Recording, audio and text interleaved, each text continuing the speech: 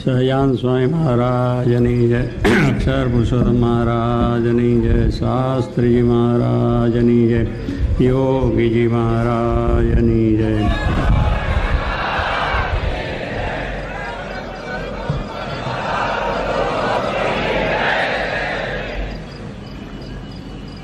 શીલ પટેલ જેમ કહ્યું આમ જગ્યા મહાપ્રસાદીની છે.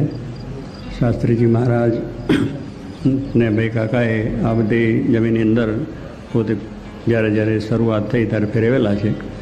એટલે શાસ્ત્રી મહારાજની દ્રષ્ટિના આશીર્વાદ ભાઈ કાકાને મળેલા છે ને એથી આ જમીન પાવન થઈ છે. યોગીજી મહારાજ પણ અહીંયા ખૂબ વિચરણ થયા છે. છાત્રાલય જે આપણું છે એ પણ સ્વામી પોતે જાતે દેખરેખ નીચેને યુવકો દ્વારા આ કાર્ય થયેલું છે. એટલે અહીંયા આગળ એમની દ્રષ્ટિના આશીર્વાદથી આજે એક વિદ્યાનું ધામ બનેલું છે. અને જેમ કહ્યું એમ દેશ પરદેશથી બધા આવીને વિદ્યા પ્રાપ્ત કરે છે. એટલે આ સંસ્કારી ભૂમિમાંથી જે કંઈક અભ્યાસ કરીને જશે એને જરૂર કે પ્રકારે પ્રત્યક્ષ પરોક્ષ રીતે સંસ્કાર જરૂર મળે, કારણ કે પાવન ભૂમિ છે. અને એ દ્રષ્ટિએ પણ ત્યાર પછી ભાઈ કાકા પછી એચ.એમ. પટેલ પણ એવા જે અહીંયા પોતે હતા, એમને પણ ખૂબ જ ભાવ હતો. અને એ પણ આપણે આવા જરા કાર્યક્રમો ત્યારે બહુ પ્રેમથી આપણને આ વાત આપણો સહકાર આપતા. આજે સી.એલ. પટેલ પણ એટલા જ ભાવિક છે.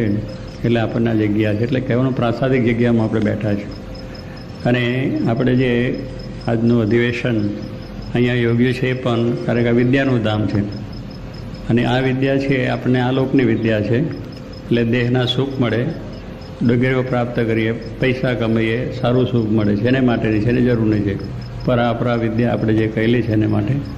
એટલે અપરા વિદ્યાની જરૂર છે ને સાથે પરાવિદ્યા પણ જોગીજી મહારાજે સ્થાપી કે બ્રહ્મ વિદ્યા, કે જે આત્મા પરમાત્માનું જ્ઞાન પ્રાપ્ત કરી અને આપણે કાયમ માટે સુખિયા થવાનું છે.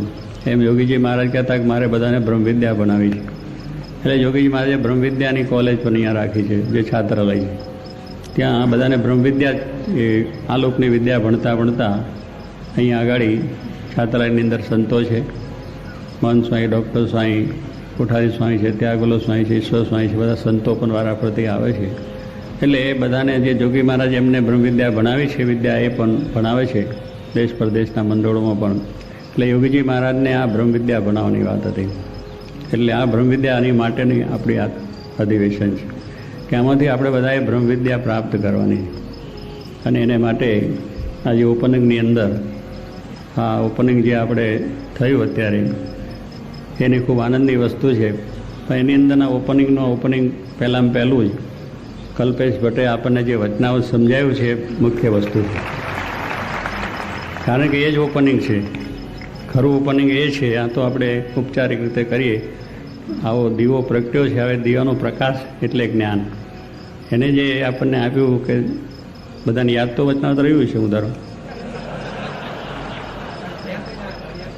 એટલે પહેલું યાદ રાખજો, એ ઓપનિંગ આપણું ઓપનિંગ શેનાથી છે એ પહેલું યાદ રાખજો.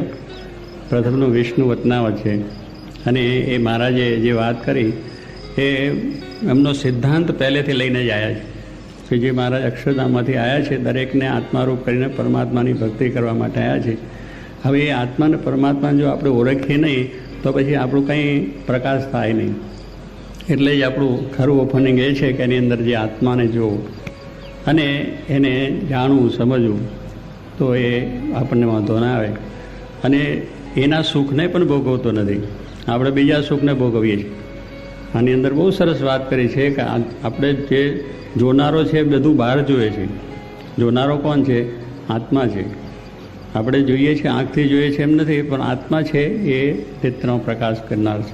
એટલે એ રીતે આપણે જોઈએ છીએ. પણ એ જોનારો પોતે નથી જોતો, બહાર જોઈએ છે. રૂપ જોવે, કુરૂપ જોવે, બીજું તું જોવે. અત્યારે નવરાત્રિ ચાલે છે, કેટલાય જતા છે. ત્યાં જોવાનું શું છે?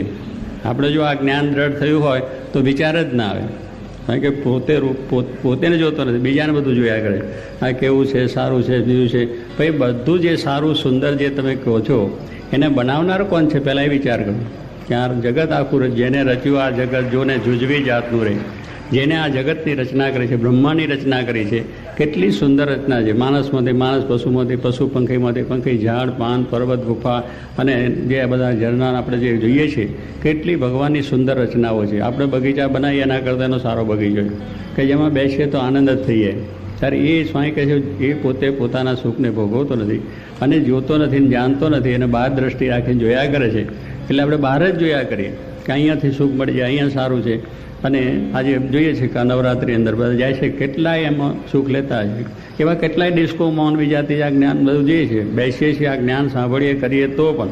એટલે પહેલાં પેલું ઓપનિંગ છે કે આપણે હવે અહીંયા અધિવેશનમાં જે આવ્યા છે એ બધાએ નિશ્ચય જ કરવો કે આપણા રૂપને જ જોવું છે. આપણું રૂપ એટલે ભગવાનને સંતનું સ્વરૂપ આપણું છે. આ ગુણાતીત સ્વામીની વાત છે, યોગી મહારાજની વાત છે, એમનું સ્વરૂપ એ આપણું છે. એને જ જોયા કરો, એને જ જોયા કરો. એટલે કંઈ આપણે 24 કલાક જોવા છે નહીં. એની આજ્ઞા કે કહ્યું ને આજ્ઞામાં સત્તારૂપે વર્તવું, તો આજ્ઞામાં વર્તે એટલે સત્તારૂપ થઈ, આત્મસત્તારૂપે. આ શબ્દો આપણે બહુ ધ્યાનમાં છે. એની સામું જોવાનું એટલે શું કે એમની આજ્ઞા બરોબર રીતે આપણે પાડવું. એમને જે ન રૂચતું તે ન જ કરવું, એમને ન ગમતું હોય તે ન જ કરવું. તો પછી આપણે આપણું જે કંઈક કરીએ છીએ સાર્થક, એટલે ભ્રમરૂપ થવા માટે જ આપણું અધિવેશન છે. એમાંથી આવું જ્ઞાન પ્રાપ્ત કરવાનું, આવી સમજણ પ્રાપ્ત કરવાની, અને એવી પ્રાપ્ત કરવાની છે કે બોલી ગયા નહીં.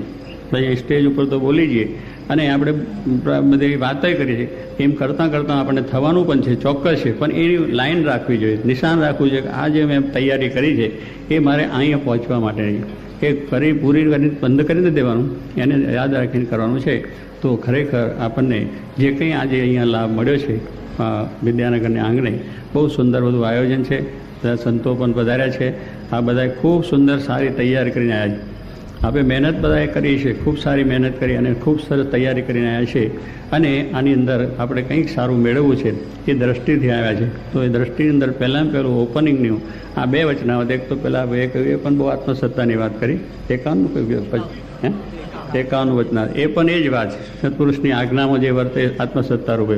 એટલે 2 વચનાવતો બહુ સુંદર વસ્તુ છે. એટલે પહેલું આપણે આત્માને જોવાની દ્રષ્ટિ રાખવી. આત્મા એ સત્પુરુષ આપણો છે, એના સામે દ્રષ્ટિ હંમેશા રાખી અને કરવું. અને બહારનું જે કંઈ આપણે જોવાનું સાંભળવાનું છે એ બધું કંઈ જરૂર નથી.